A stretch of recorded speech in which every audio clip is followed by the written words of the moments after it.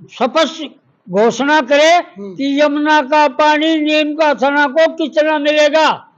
नमस्कार, मैं किशोर कुमार, ग्रामीण मीडिया पर आपका बहुत बहुत स्वागत है। देखिए, पिछले काफ़ी दिनों से हम बात करें तो किसान लगातार तरीके से नहर के मुद्दों को लेकर लगातार तरीके से गाँव में प्रदर्शन कर रहे हैं। आज उसी कड़ी के तहत हम बात करें, किसान महापंचायत का नीम का थाना में आयोजन रखा गया है। काफ़ी किसान दूर दराज से यहाँ पे आए हैं और आज इनको नियुक्ति पत्र भी दिए गए हैं और इनको अलग अलग जिम्मेदारियाँ दी गई है कि आपको ये काम करने हैं। जिस प्रकार से देखें कि अब भारी पानी की समस्या भी आ गई है, विकट समस्या आ गई है, गर्मी का मौसम है और लगातार किसान है जो जूझ रहा है पानी की समस्या। आज इसी कड़ी में किसान महापंचायत यहाँ पे रखी गई है और प्रदेशाध्यक्ष भी यहाँ पे हैं, बातचीत करेंगे। ये सभा क्यों रखी गई है, बातचीत करेंगे। जी, मैं प्रदेश संगठन मंत्री गोवर्धन सिंह चेतरवाल किसान महापंचायत से हूँ। हमारे साथ हमारे प्रदेशाध्यक्ष श्री मसूदी लाल जी यादव हैं, यहाँ के नीम का थाना के जिला अध्यक्ष कैप्टन बलदेव जी यादव हैं, संरक्षक श्री भोलाराम जी लांबा हैं। ये पंचायत क्यों रखी गई है? ये आज पंचायत पहले तो रखी गई है संगठन को खड़ा करना, आज नियुक्ति की गई है जिले की कार्यकारिणी की और तहसीलों के अध्यक्षों की, और हम जल्द ही एक मिनिमम प्रोग्राम तैयार कर रहे हैं। जैसा कि हमारे प्रदेशाध्यक्ष ने हमें कहा कि यहाँ खेत को पानी फसल के दाम, आपको याद होगा पिछले चुनाव से पहले जब ये आचार संहिता नहीं लगी उससे पहले 27 दिन तक जो किसान संघर्ष समिति के बैनर तले एक धरना चलाया था, लेकिन उसका कोई असर नजर नहीं आया। क्या वजह थी? हुआ क्या, बीच में चुनाव आ गए, आचार संहिता लग गई। तो आप जानते हो चुनाव में राजनीतिक होते हैं, तो किसान का फसल का टाइम भी आ गया था, कटाई का टाइम आ गया, इसलिए हमें उन्हें ड्रॉप करना पड़ा। मेन मुद्दा था किसान ने पहुंचने का, फसल की कटाई का टाइम। अब हम जल्द ही ऐलान करेंगे इस बात का, सरकार हमारे सामने ये स्पष्ट घोषणा करे कि यमुना का पानी नीम का थना को कितना मिलेगा। 1994 में जो 5 स्टेटों के साथ समझौता हुआ, उस समझौते के अनुरूप हमारे हिस्से में जितना पानी आया वो पानी हमें दे। अब हमें ये पता चला है कि सीकर को ERCP में मतलब इन्होंने अटैच किया है, लेकिन उसमें नीम का थाना का नाम नहीं है। सीकर में नीम का थाना नहीं आता पहले, अब जिला अलग हो गया ना, तो रामपाल जी के साथ मसूदी लाल जी भी थे। ये पिछले 15 तारीख को जो राजस्थान का मुख्य सचिव है उनके सामने मीटिंग थी, उनके पास भी रखा है हमने कि भैया आप हमें स्पष्ट करो, क्यों झांसा दे रहे हो, सरकारें आएंगी सरकारें जाएंगी, अरे किसान के साथ क्यों कर रहे हो। लेकिन कहा जा रहा है कि 3 जिलों को पानी मिलेगा, आपको लगता है नीम का थाना में पानी नहीं आएगा? क्या लगता है आपको?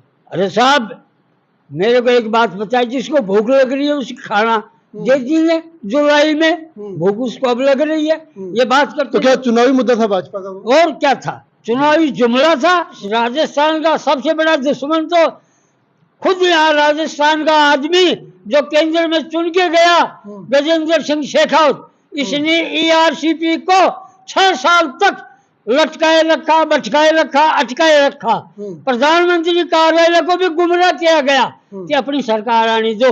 अरे सरकारें आती रहेंगी जाती रहेंगी, जनता के साथ क्यों कर रहे हो ऐसा? अगर अच्छा ही काम करोगे तो आपको वोट मिलेंगे। हम ना किसी पार्टी के पक्ष में ना किसी के खिलाफ है, हम हैं किसान के हित के लिए, और किसान के हित जहाँ होगा कोई समझौता हम करेंगे नहीं, हम लड़ेंगे अड़ेंगे, सारा काम करेंगे भविष्य में। किसान महापंचायत के प्रदेशाध्यक्ष भी इनसे बातचीत करेंगे। सर, अब ये हमारी पंचायत सक्रिय रूप से काम करेगी, क्योंकि हमारी सारे संगठन की जो इकाई है उनका हमने अब संगठन बना दिया है मजबूती के साथ। इन लोगों ने जब 27 दिन पहले भी काम किया था, लेकिन आचार संहिता की वजह से और इन लोगों ने उसको ड्रॉप कर दिया। अब मजबूती के साथ इस पानी के मुद्दे को दोबारा से चलाया जाएगा और प्रदेश लेवल पर सहयोग की जरूरत पड़ेगी तो पूरा प्रदेश इनके साथ इस मुद्दे पर रहेगा, क्योंकि हर खेत को पानी, हर फसल को दाम। जी, आज इनको सभी को नियुक्ति किस बात की दी गई? नियुक्ति ये पद की जिम्मेवारी दी गई। यहाँ हमारे जिला अध्यक्ष बलदेव जी यादव साहब और हमारे संगठन मंत्री जो हमारे प्रदेश के गोवर्धन लाल जी, इनके सहयोग से सभी साथियों को, जो अच्छे आदमी जो खेती किसानी को जानते हैं, किसानों की लड़ाई लंबे समय तक संघर्ष कर सकते हैं, उनकी अच्छी एक टीम बनाई है और ये टीम हर गांव स्तर तक काम करेगी जी। और ये संघर्ष लंबा चलेगा। और सर, नहर के मुद्दे की बात करें, क्या भाजपा ने चुनावी जुमला अपनाया था कि भी चुनाव नजदीक हैं और नहर का लोगों को नहर के बारे में कह के और वोट ले ली जाए, क्या लगता है आपको? देखिए, अभी किसानों का विश्वास इससे भाजपा से उठ चुका है, क्योंकि किसान ने देख लिया कि 14 महीने पहले आंदोलन जो दिल्ली में चला था उसके इर्द गिर्द, और उन्होंने जो तीन काले कानून जो लेके आए और उनको वापस मोदी जी को ये कहते हुए कि हमारी तपस्या में कमी रहेगी और हम इस कानूनों को वापस लेते हैं और हमारी माफ़ी चाहते हैं, तो इस प्रकार से अब किसानों का विश्वास उठ चुका है जी। क्योंकि बार बार झूठ बोलने से आदमी का काम नहीं चल सकता जी। अब हम ये चाहते हैं कि हमारे किसान उसी की मदद करेंगे जो किसान की मददगार होगा जी। यदि ये चाहते हैं तो हमारे राजस्थान ने 25 MP दिए और यदि इनकी मंशा सही होती तो राजस्थान को पानी मिल सकता था जी। क्योंकि जल संसाधन मंत्री राजस्थान का था।